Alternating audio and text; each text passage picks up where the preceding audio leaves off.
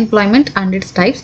இந்த SSC, banking, TNPSC இந்த மாதிரி எக்ஸாம்ஸில் வந்து ரொம்ப எக்கனாமிக்ஸ் ரிலேட்டடாக கேட்கக்கூடிய ஒரு டாபிக். அன்எம்ப்ளாய்மெண்ட் அப்படின்னா என்னென்னா, இப்போ நம்மலாம் யாராச்சும் என்ன வேலை பார்க்குறீங்க கேட்டால் என்ன சொல்லுவோம்? ஆஸ்பிரண்ட்டாக இருக்கும், படிச்சுட்ருக்கோம். அதுக்கு இன்னொரு பேர் என்னென்னா unemployment.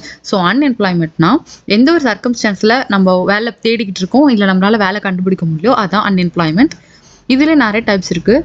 Frictional, cyclical, structural, voluntary, involuntary, seasonal, disguised, open and under employment. So first பார்த்தீங்கன்னா ஃப்ரிக்ஷனல்னா unemployed very brief period of time. எப்படின்னா, இப்போது ஒரு வேலை செஞ்சுட்டே இருப்பாங்க, அந்த வேலையிலேருந்து குவிட் பண்ணிட்டு வேறு வேலையை தேட ஆரம்பிப்பாங்க இல்லையா?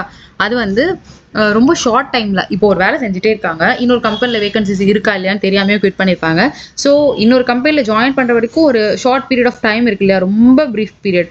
அதுதான் என்ன பண்ணுவாங்க, ஃப்ரிக்ஷனல் அப்படின்னு அர்த்தம். ஃப்ரிக்ஷனலாக ரொம்ப ஷார்ட் பீரியட். ஒரு ஒர்க்லேருந்து இன்னொரு ஒர்க்குக்கு போகும்போது ஒரு கேப் உள்ளது தான் ஒரு ஃப்ரிக்ஷனல் அன்எம்ப்ளாய்மெண்ட் அப்படின்றாங்க. இது ஏன்னா அதான் அவைலபிலிட்டி ஆஃப் ஜாப்ஸ் எப்படி இருக்கா இல்லையானே தெரியாமல் குவிட் பண்ணுவாங்க. இல்லை, நான் வந்து வேறு இடத்துக்கு போக விரும்பலை, எனக்கு வந்து இப்போ ட்ரான்ஸ்ஃபர் ஒரு இடத்துக்கு போட்டிருக்காங்க, ஆனால் அங்கே போக விரும்பலை, வேறு ஏதாச்சும் ஜாப் தேடிக்கிட்டு இருக்கேன் அப்படின்றப்போ ஒரு அன்எம்ப்ளாய்மெண்ட் வரும். அது வந்து ஃப்ரிக்ஷனல். செகண்ட் பார்த்தீங்கன்னா cyclical. Of course mainly due to either deficiency or fallen effective demand from consumers. So இப்போ நீங்கள் ஒரு ப்ராடக்ட் வாங்கிட்டே இருக்கீங்க மார்க்கெட்டில் இருந்துட்டு, இப்போ ஒரு காஸ்ட்லியான பைக் வாங்கிட்டே இருக்கும். அது வாங்கிட்டு இருக்கிற வரைக்கும் அதை மேனுஃபேக்சர் பண்ணவங்களுக்கு, நமக்கு மேனுஃபேக்சரிங் பண்ணுறவங்களுக்கு நிறைய ஒர்க் இருக்கும். அந்த பார்ட்ஸ் ரெடி பண்ணணும், அதை வாஷ் பண்ணணும், நிறைய ஒர்க் இருக்குது. அதனால எம்ப்ளாயீஸ் வந்து அதில் இன்க்ளூட் ஆகிருப்பாங்க, இன்க்ளூஷன் இருக்கும். இப்போ வந்து அந்த பைக் வந்து ட்ரெண்டே இல்லை, நம்ம அதை வாங்குறதே கிடையாதுன்னா அந்த எம்ப்ளாயீஸ்க்கு வேலையே இருக்காது இல்லையா? ஸோ அதுதான் வந்து சைக்ளிக் அன்எம்ப்ளாய்மெண்ட். இது வந்து நம்ம ஒரு டிமாண்ட், கன்சூமர் சைட்லேருந்து ஒரு டிமாண்ட் இருக்கிறப்போ அந்த வேலை அங்கே இருக்கும்.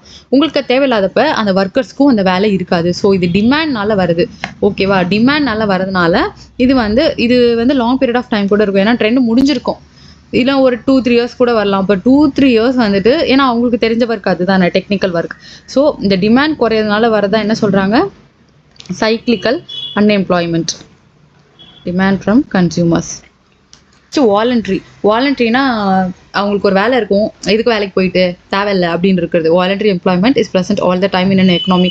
கண்டிப்பாக இப்போ நம்மளே பார்த்தோம்னா நிறைய பேர் வேலைக்கு போகாமல் தான் இருப்பாங்க.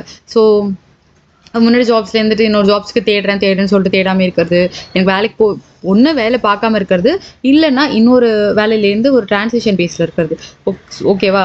அதான் வாலண்டரியாக வந்துட்டு அவங்க பார்க்காம இருக்கிறது, அது வந்து வாலண்டரி அன்எம்ப்ளாய்மெண்ட். இன்வாலண்டரி மீன்ஸ் இப்போ அவங்க வந்து ஜாப் தேடிக்கிட்டே இருக்காங்க, ஆனால் அவங்களுக்கு ஜாப் கிடைக்கல. ஸோ அதுதான் இன்வாலண்டரி. ஆக்டிவாக பார்த்துட்டே இருப்பாங்க அவங்க ஜாப்ஸ், ஆனால் அவங்களுக்கான ஜாப்ஸ் அவைலபிளாக இருக்காது. அவங்க ஸ்கில்ஸ்க்கு வந்து